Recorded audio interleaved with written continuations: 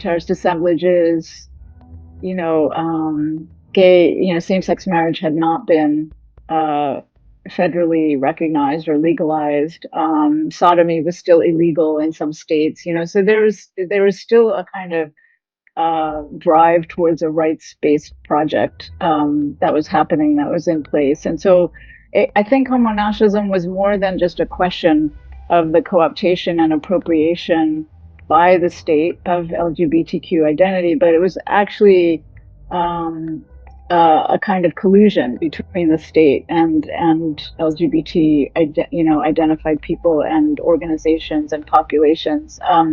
And really, in a sense, homonationalism is a theory of racialization. Ultimately, it asks us to think about the ways in which queer identities are being used to reorganize racial hierarchies in some ways. So it's really understanding it as the alignment of LGBTQ identities, organizations, affect sentiments with the state project of the war on terror at that time, right? It was not so much. I'm always a little nervous about this idea of co-optation because I think it, what was the word that you used?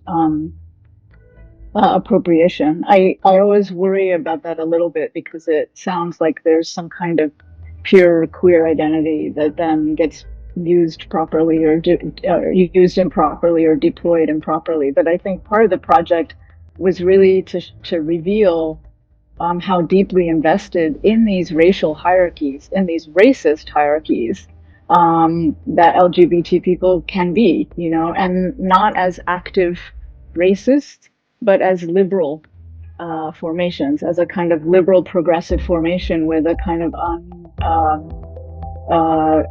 deconstructed, understanding of Orientalism or Islamophobia or racial hierarchy.